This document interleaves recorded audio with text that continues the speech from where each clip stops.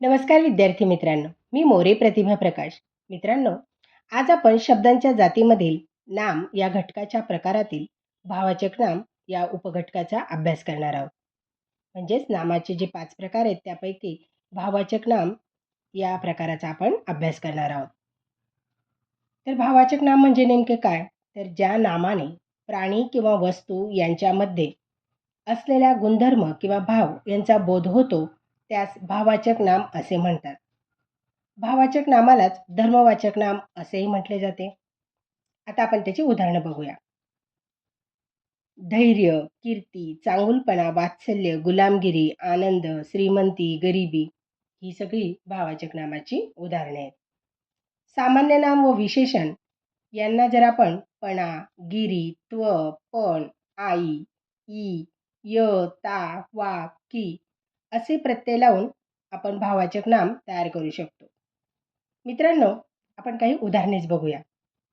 बघा, शब्द आहे शूर, त्याला प्रत्यय य लावला तर त्याचं भाववाचक नाम तयार होतं शौर्य. धीर या शब्दाला य प्रत्यय लावला तर धैर्य. मित्र या शब्दाला त्व प्रत्यय लावला तर मित्रत्व. शत्रू या शब्दाला त्व प्रत्यय लावला तर शत्रुत्व. गुलाम या शब्दाला गिरी हा प्रत्यय लावला तर गुलामगिरी. शिपाई या शब्दाला गिरी हा प्रत्यय लावला तर शिपाईगिरी. दुष्ट या शब्दाला पणा हा प्रत्यय लावला तर दुष्टपणा. प्रामाणिक शब्दाला पणा हा प्रत्यय लावला तर प्रामाणिकपणा. लहान या शब्दाला पण हा प्रत्यय लावला तर लहानपण.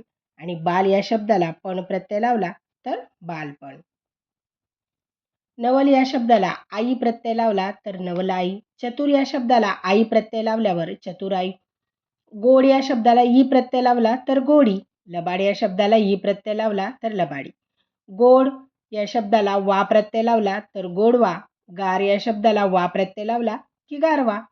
माणूस या शब्दाला प्रत्यय लावला तर माणुसकी.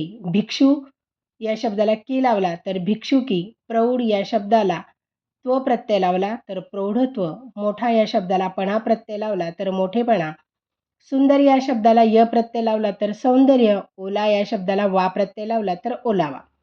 पाटील या शब्दाला किर प्रत्यय लावला की पाटीलकी. सम या शब्दाला ता प्रत्यय लावला तर समता. महाग या शब्दाला ई प्रत्यय लावला की महागाई. फसवे या शब्दाला गिरी प्रत्यय लावला तर फसवेगिरी. देव या शब्दाला पण हा शब्द पण प्रत्यय लावला तर देवपण. तर अशा पद्धतीने आपण विविध भाववाचक नाम तयार करू शकतो. मित्रांनो, असे हे सगळे भाववाचक नाम आहेत.